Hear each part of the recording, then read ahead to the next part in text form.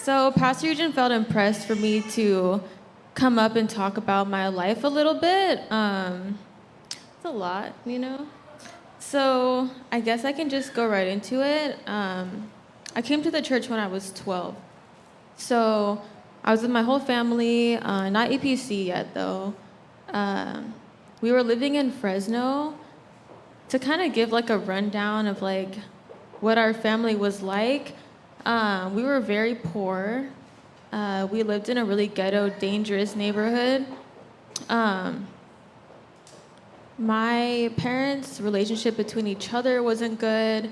My relationship with either of them wasn't good, especially not my dad. Um, yeah, I said three words to describe it was like bitterness, anger, and hurt between all of us. Like we all had those same characteristics. Um, just in general, growing up with my dad, we never got along for some reason, and I don't know why. Um, but we had a lot of nights where we would just argue over everything. We were always getting in arguments, fighting, never agreed.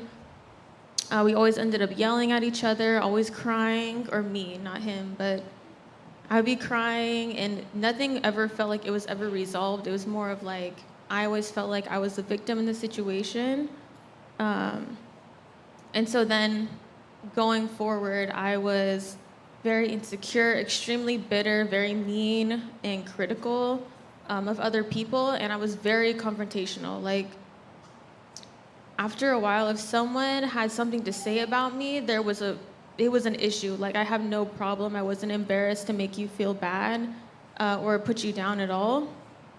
Um, so by like 13, 14 was like my first year in the church. Um, I was in middle school, so seventh grade, that whole year, I was living in Hayward. Um, I was very worldly and rebellious. I did a lot of bad things. I wanted to do a lot of bad things. Um, I was like I said, I was very insecure, so I was very desperate to just fit in with other people. I did whatever I could, whether it was like trying to do drugs, whether it was like cussing or like running away from home or not coming home, stuff like that. That was like my mindset. That's what I wanted to do because I thought that's what you're supposed to do. Um, and I was looking for love from everybody, like trying to date just anybody constantly. And I was so young for that. And uh, different guys getting attention, whether they were in high school, middle school, like my age, they were always older. Even girls had my run at that. It was not good. But then I was put into online school. I think that came from God when we went to online school. That was when I was in 8th grade. I hated it. I hated the fact that I was gonna be pulled out of that situation because I thought like that was my moment to be like my redemption, to be cool. Because I was bullied a lot when I was in elementary school. So I thought that was like my time, and it didn't come. So when I was 14, in online school, working through some stuff, things were kind of getting better, but still not so good with my family. Um, and then God allowed me to remember a trauma I experienced as a child. Now, this was something that I always knew was there, but it's like you suppress it, so you don't remember the feelings. You just think of it as a story or like a fact. Um, so I was sexually abused from my grandpa, as far as I can remember, from 5 until 10. And it was it was very frequent. Um, every often, as much as we went, saw my grandparents or they came and saw us, which was multiple times a year. And it went on for a long time, and I kind of thought that was just my life. And I was very young, so I did not understand it. Um, but at 14, when I remembered and all that stuff, it was very overwhelming for me, and I thought I could keep it a secret um, because it's embarrassing. You know, when you experience that, you don't want to just go talking about it. Um, but I had no choice. I had to tell my mom because I felt like I couldn't breathe. At that point, I was like out of control, crying. I couldn't even think straight. I thought like I was gonna have a panic attack. Um, and I told her, and she told my dad, and pretty much like overnight, the entire family knew, because I told her at like late at night. So it was like very public information, I guess you could say, between the five of us. But to this day, none of my other family members know. So, yeah, I'll just leave it there. But as far as that situation, when it did, that whole thing happen, I told my mom, and we had talked about it. My dad went to my grandpa's house originally, I think with my brothers, and they went to go talk to him to just say, like, is this true? And he denied it, but I guess, I guess he just couldn't really come to terms with it, and I, for some reason, wasn't angry at that. I don't know why when I found out about that, usually you would think you want to just like hate him, but for some reason there was not a lot of hatred there. After I had like, once I found out the information, I wasn't mad, but I still was very confused towards, at the time, it's not like you don't just blame God and think, God, why me? It's just, you're just thinking, why me? Why would this happen to me? Because I'll talk about it later, but it does really affect you spiritually and then just as a person. And so, again, like I said, I'm confrontational, could be good or could be bad. I could be very honest. And in this case, I think God used it for good because I had no issue going to him at his house and telling him, like, we both know that this happened. And I just laid it out for him. You know, you don't have to you don't have to admit it, but we both know that it happened, and I still forgive you for that. And I told him that I loved him, and he didn't say anything, but after that, I could just see the change in him. Like, we didn't visit him for maybe a couple of months, and I was very anxious at first. I think I was just so overwhelmed with the fact that it was like all laid out. Like, he knew that I knew, that we all remembered. It was years later, and I'm a lot older. And my grandma had died, so he's pretty much alone. So I think there was a lot of fear just in the air. But all of our family, we chose to love him. And that what that meant for us and for him was spending time with him. We would cook him food. We would spend holidays with him if possible. We visit him frequently. Even today, we still visit him very frequently. And his personality is so different to where I could see that it freed him because I forgave him. Spiritually, something in him changed. And then now I know that it changed me too, because his character is so much more caring, and you wouldn't expect that from him. So it's very important to me, and it's very special to know that we can do that for somebody, and he doesn't need to do it for me because God did that for me. Just by seeing the change in him. So, he's very different. My dad, Deacon Daniel, he even did his own work with that as well. You know, all of us, just in the family, we have a lot of resentment towards him, the grandpa. And so when each of us are taking our time and showing him God's love, it's changing him completely. It's changed even my dad. It's almost like that curse is being broken of that bitterness and very closed off and, you know, stuff like that. So then, during this entire time, as probably all of you know, I was suffering from an eating disorder.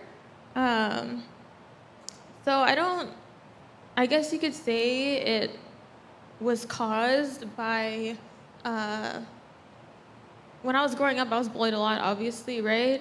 Like I said, I was very chubby. I was kind of weird. I mean, you know, it just, people like your age when you're young, they can be a little bit too harsh with the way that they talk to you. And my weight was what was the target, as well as at home.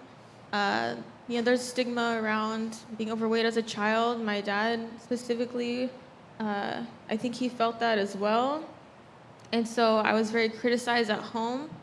I was put on diets a lot. We were just, at the time, he was so different now, but very just critical. And that's where I got that as well. Just, you can't look a certain way. It has to be like perfectly. Our family has to be perfect, and being fat was not. Um, so in the beginning, I started by just skipping meals. Um, Nothing too crazy. I feel like I didn't understand how far I could take it. I started taking diet pills at 12.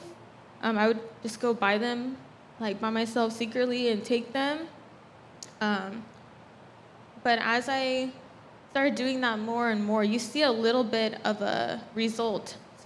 For me, I became very addicted to that. Um, I wanted like all the control possible. That was what was helping me cope to my life.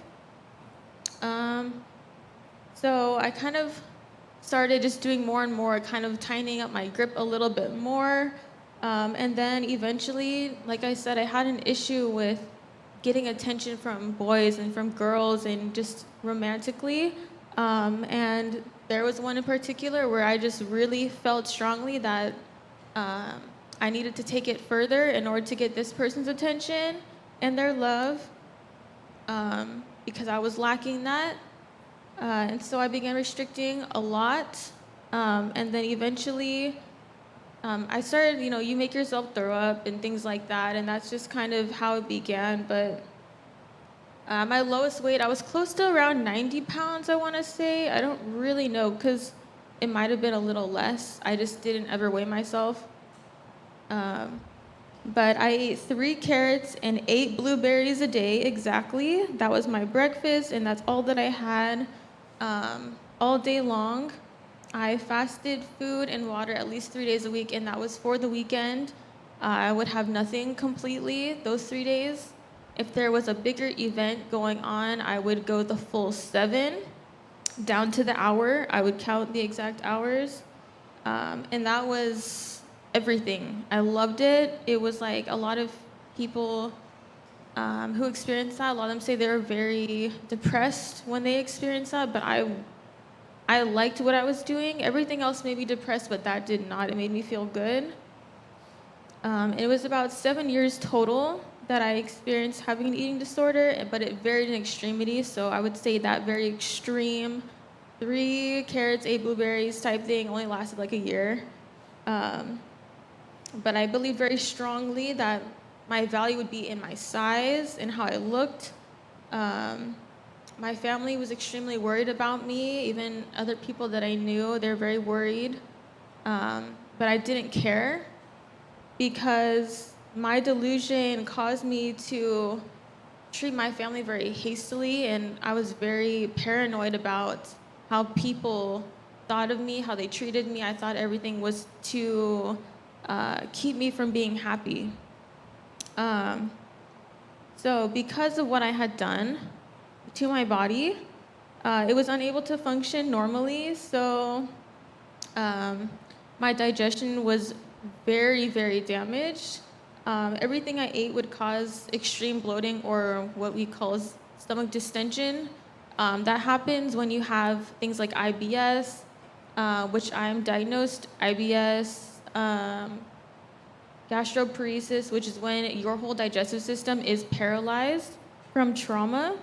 So I was diagnosed with that, and those symptoms are common for what I did, or for people like me. But it was something where I had to be put on a new medication every single month and nothing ever helped. Nothing ever changed it.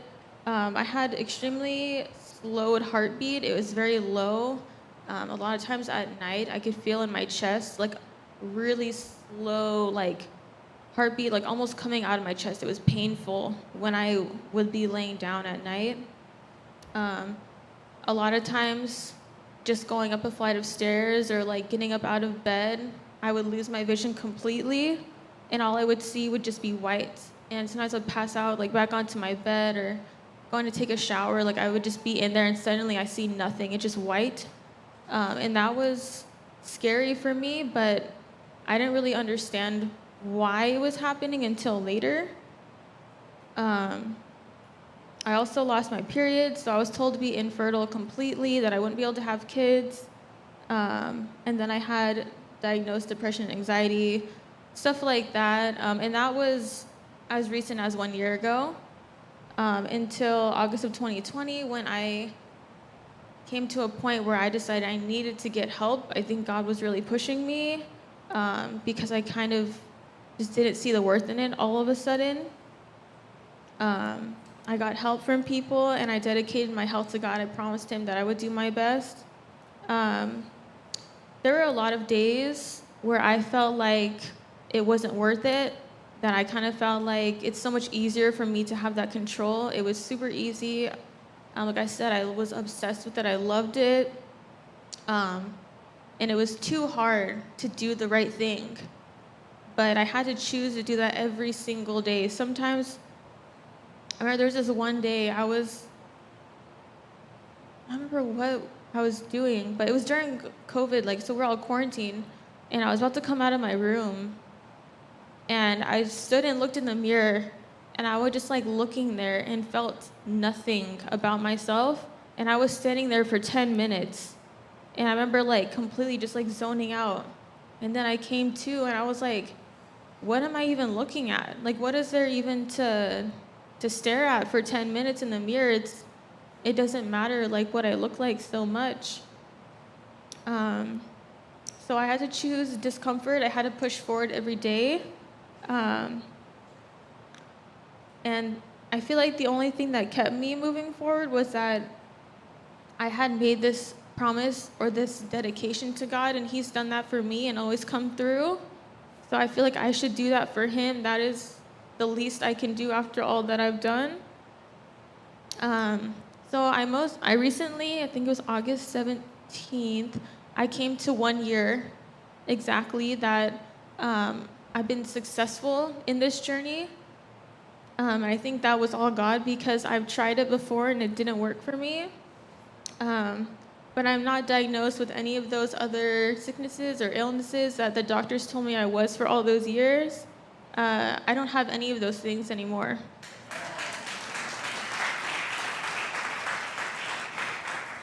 Okay, so part 4, I think, insecurity. So, like I already said, I grew up very insecure. That was like, who I was, very super perfectionist. Everything had to be a certain way. I liked the control of everything. I needed it to be in order how I liked it. And it never felt like, nothing was really ever good enough, I worried a lot about what other people thought of me. I dressed according to, I spoke according to. Whatever other people was doing, that's what I was doing. That's how I thought you were gonna be acceptable. And that's true. That's how the world treats you. It even decided who my friends were. I stopped being friends with a lot of people because of the fact that they weren't deemed acceptable by some.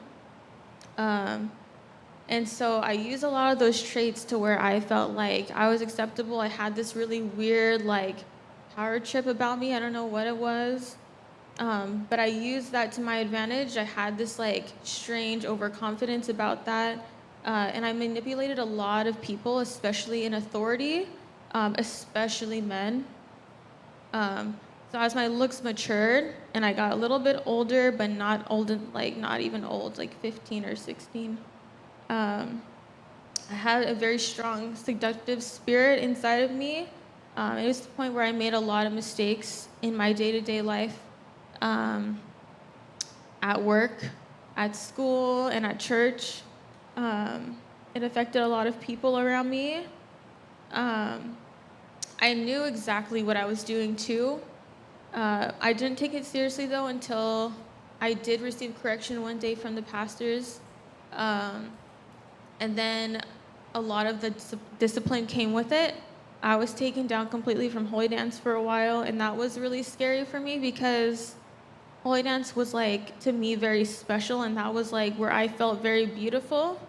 So that it had been taken away, I felt like, oh, this is serious. Like this is a lot more big than I thought. And so from that day on, I took it very seriously. When I was at work, I didn't make eye contact with anyone. I didn't look at anyone. I didn't want to talk to anyone. I felt like I needed to do whatever I needed to do to kind of like kick it in the butt. And I had to deal with a lot of the people, I guess you can say, that I had done that to, and they were kind of like hypnotized by me, I guess you can say.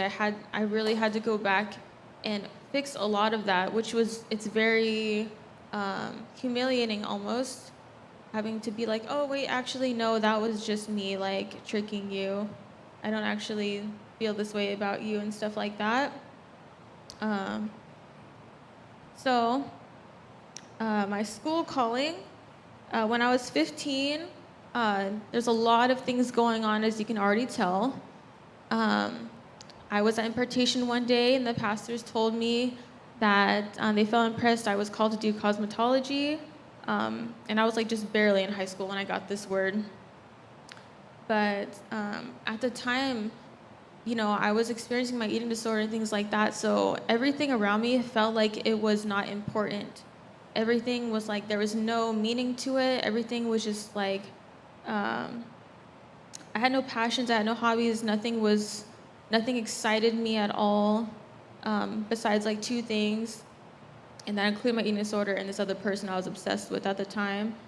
But that was all out of insecurity. That was all out of this hurt and trauma that I was holding on to. But when I got this word, I had a lot of sudden hope. Like, suddenly I was just very excited to just get to that one point, and that was in like 4 years. So, you know, I did the little things like pricing makeup, doing hair on people I knew, and I knew I needed a lot of money to go to this school. So when I was 15, I interviewed for a job at Taco Bell. When I turned 16, as I was legal, got the job, had my first day. I was extremely set on saving my money. Nothing can stop me from saving my money. I wouldn't give my family birthday gifts, Christmas presents. Yeah, sorry guys. But it was only for a little while, you know, but I was like, in my mind, that was my destiny, was just to get to that point after I graduate high school and get to cosmetology school, and that would be when my time was to shine, you know? So I saved up, I had different jobs. I worked full-time during the summer. I didn't hang out with anyone I knew at school. I didn't go to a single dance. I never went to prom. I never went to homecoming. Football games, none of that. I didn't go to any of it. Because I thought that sacrificing that was more important to coming to this end result. That was what was gonna make me myself. That was gonna be my thing. Even though it came from God. Yeah, so when I was in my senior year, we moved to Newark from Tracy. I went to continuation school, and I hated school. I hated it so much. I always got bad grades, even though I was capable of doing very well. I nearly failed everything. Every single class. I took algebra all 4 years, failed every single time. Same with like science and stuff like that. And I could have done it. That's the thing. Like, I could have done it. I chose not to. I was very lazy. So when I was in continuation school, it's very like at your own pace. So when I got all the curriculum in front of me, it was all online. I was working part-time. And I did that the other half of the time, and I finished my entire second half of my senior year in like a month. In 1 month, I graduated a couple months early. I got my diploma, and I thought like, okay, perfect, like, check, next, like, on to the next thing, save the rest of the money. I was very like harsh about the way I was thinking. I didn't appreciate any of the process. Um, so again, I was working when I started school on Zoom. And then by June 2020, I saved up all of my school money, which was $26,000. Um, and just side note, God was the only reason why I could have saved that much in that amount of time at that age. It's not really very possible. But this was his plan, so he made it possible for me, even though I was very, still sinning, very sinful, very self-centered at the time. Because I kind of just thought about it like, okay, with your life, you only get to one certain point, and that's kind of it for you. But then, fortunately, God will only let you get so far with that mindset, and then he'll come to collect on you. And I'm very glad that he did that for me, because he allowed my car to break down, and he gave me a circumstance where I was able to finally get a new car. I really wanted one for so long. I thought, okay, this is my time to shine. I'm going to get exactly what I want. I had two options. I had a smaller, basic little car that I didn't like from Pastor Steve. This all came from Pastor Steve, right? He gave us advice. The smaller one, the not so good, not so cute one. Or there was one that I could afford, kind of, but it was a lot nicer. And I chose the nicer one because I thought, like, I got this, I have extra money, I'll be fine for a while. I didn't last very long. I had to get another job. Pastor Steve warned of that, but I was thinking very much, this is what I want, this is for me, I deserve this after all I've been through, like, I want this car, I got it. Yeah, was not God's plan for me. Even though he let it happen, I could have made a better choice. I could have been in a better financial situation.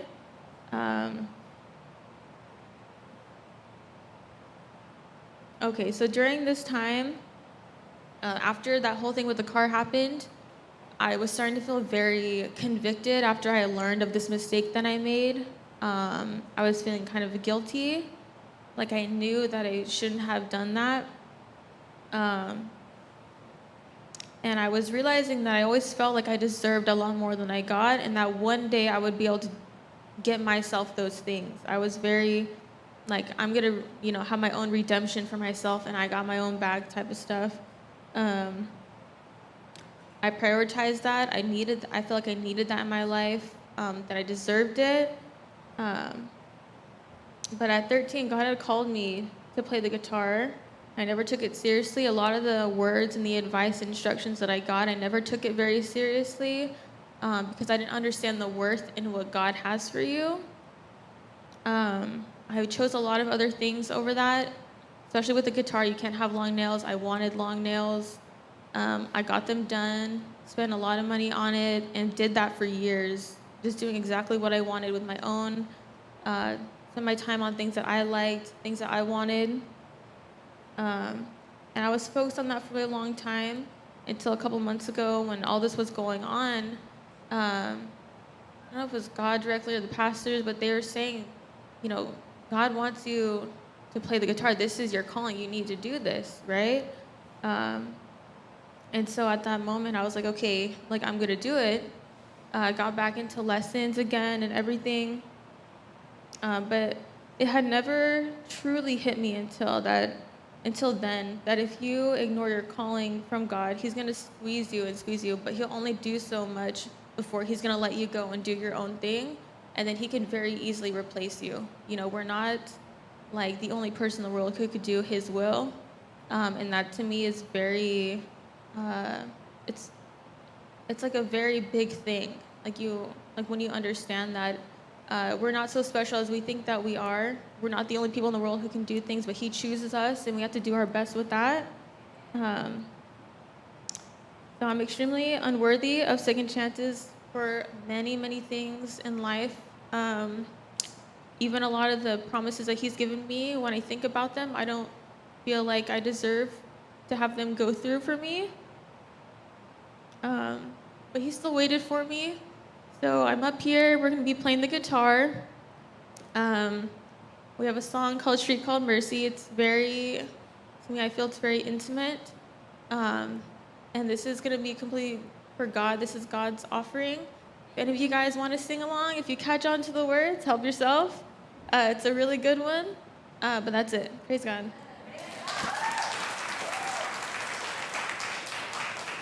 Sarah would like to show a couple pictures to represent her testimony. Sorry, forgot about that. So go ahead and pull them up.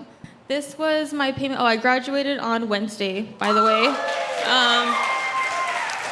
This is my certificate of completion. And this is my final check that I made to the school, $13,445.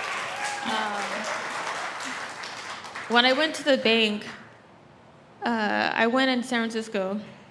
I went to the bank and I was like, can I get a cashier's check for $13,000? And then he was like, I think.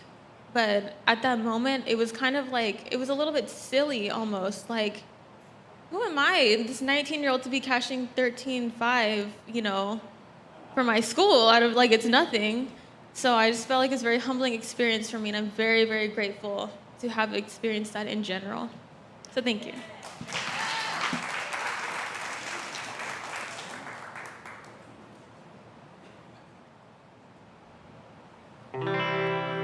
Tired of endless walking, not knowing which way to go. I collapsed on a street called Mercy. I was found in you, throwing your arms around me. You held me like I was yours, like you'd been there the whole time waiting. I was found in you. You are all I want. You are all I need. Every breath I take is a breath to say I am yours now forever. You are all I want. You are all I need. Every breath I take is a breath to say I am yours now forever.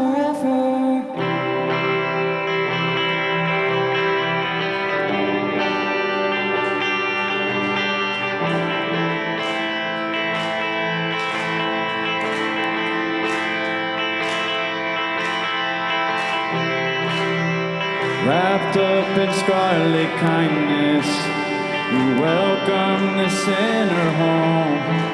Now I breathe in the air of heaven. All I want is you. Keep me within your shadow. Lord, tether my heart to yours. I want nothing without your presence. All I want is you. You are all I want. You are all I need. Every breath I take is a breath to say I am yours now forever. You are all I want.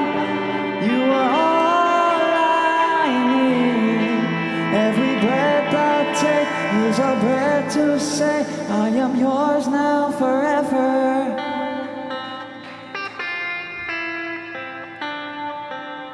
Yours now forever.